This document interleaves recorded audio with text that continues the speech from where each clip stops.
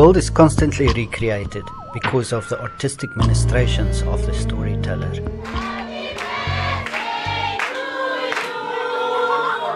The concept of time is very interesting. Time doesn't exist. All we have is our perception. So time, I don't view it, but I view it as I grow older. But that's just my cells and your cells. And the cells grow older, they die, they regenerate, they die, and then eventually the body dies, the spirit lives on. Your spirit never changes. Your essence is always the same.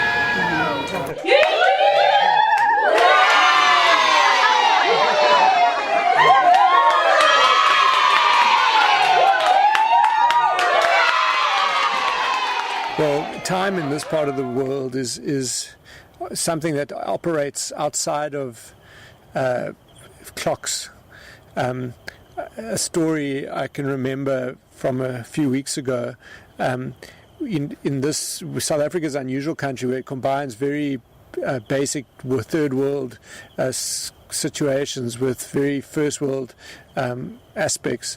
And one of the very first world aspects that you find out here is that the social security and pensions is paid by trucks that come out and they do fingerprint recognition. So an old woman will bring her thumb and put it onto the little pad at the truck, and then out will come her money. And that's all connected through satellite technology, infrared scanning, the most advanced technologies.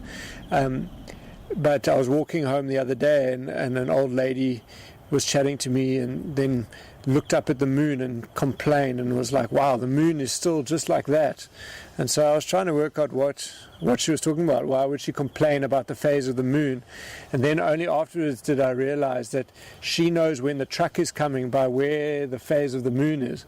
And so she doesn't know the date, so she can tell by the moon. So she's waiting for a very first world advanced technology to arrive by looking at the moon and knowing when the moon's going to announce the arrival of the truck. So one of the challenges here is to combine that view of time, which is where if I say I'm coming tomorrow, that could be any time tomorrow or even the next day, because things happen and you don't always be able to arrive tomorrow and the next day, with a project where you've got a lot of first world people who start phoning you with very large amounts of stress when your vehicle's half an hour late. I'd say my concept of time is what we call African time, which is whatever time you should be arriving, plus or minus 1 or 2 hours.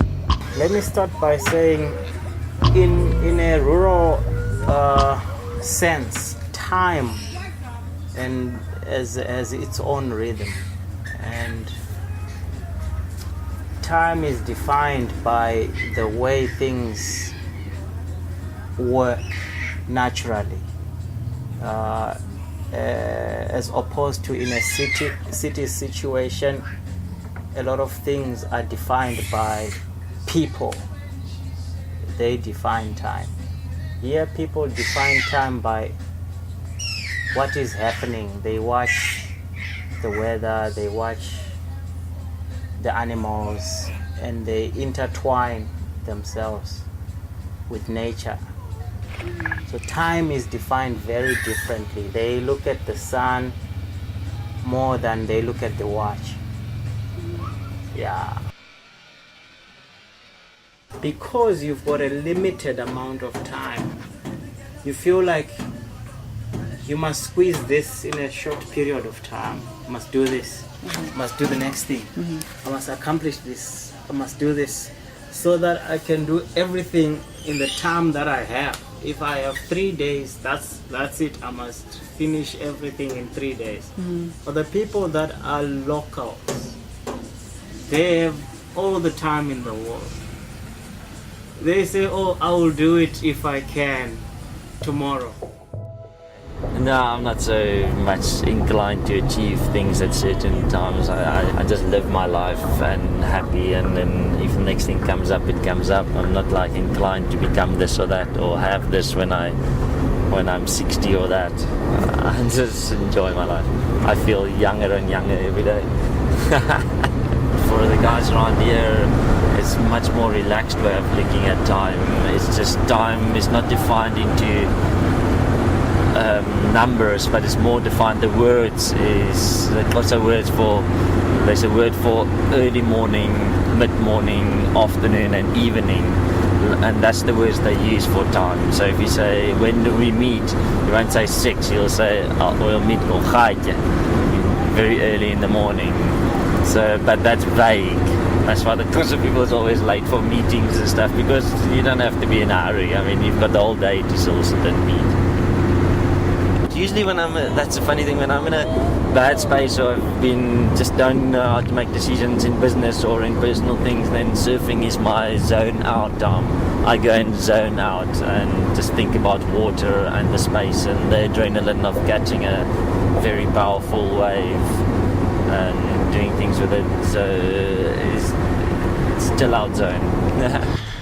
Well, generally, time is kind of an abstract concept, but for me specifically, I work according to a schedule, I suppose. It's kind of a standard concept of time that, we wake up in the morning, start work at a certain time, watch the clock for a while, go home at a certain time. But I guess when I'm not at work, I don't think so much about time. I tend to just relax at home.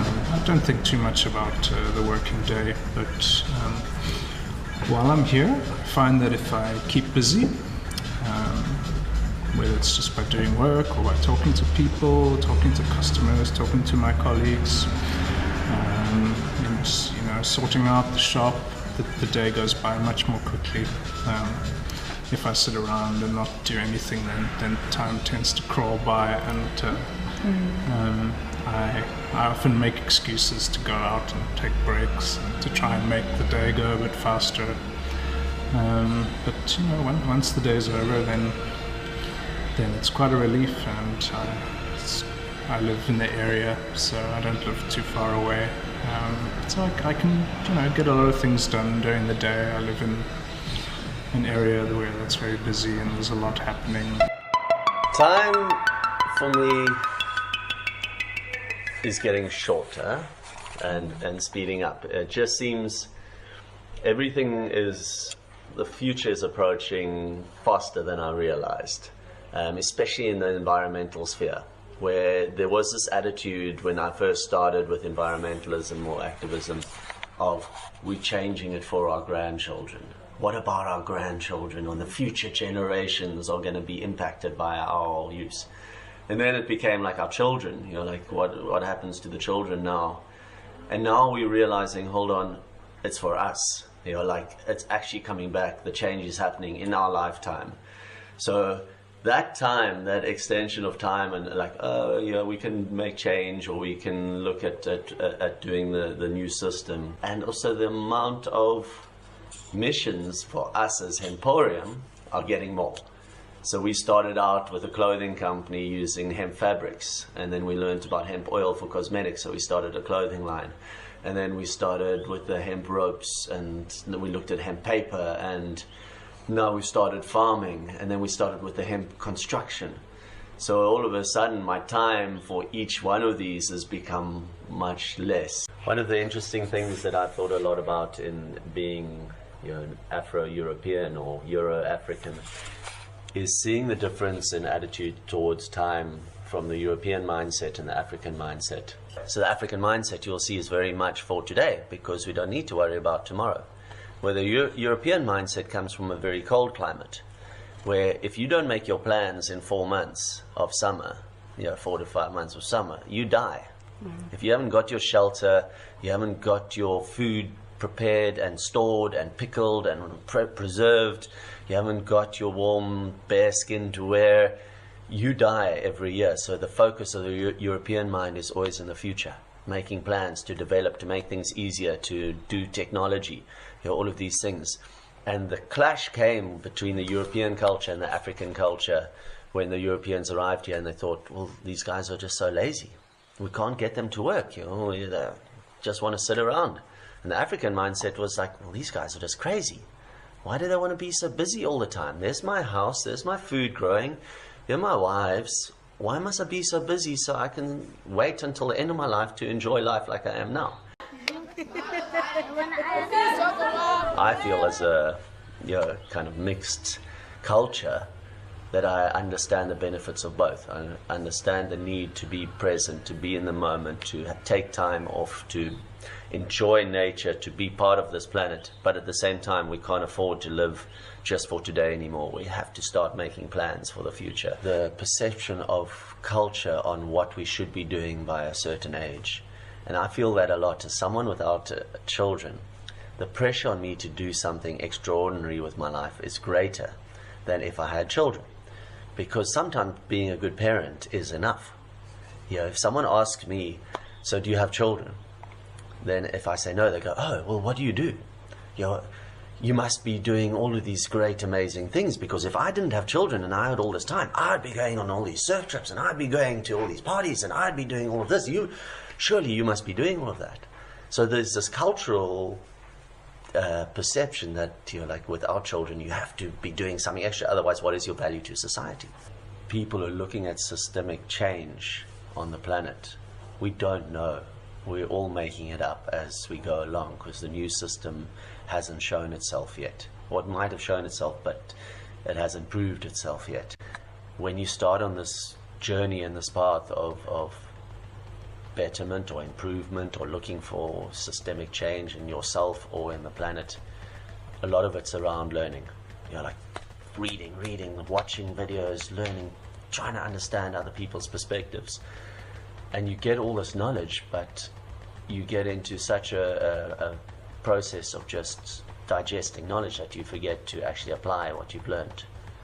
And if you're not applying even the basics in your own life, if I was a spiritual teacher, I would say, well, how do you expect to go to level 2 or 3 when you aren't applying the basics? What is the use of getting all this knowledge and keeping it in your head without applying it?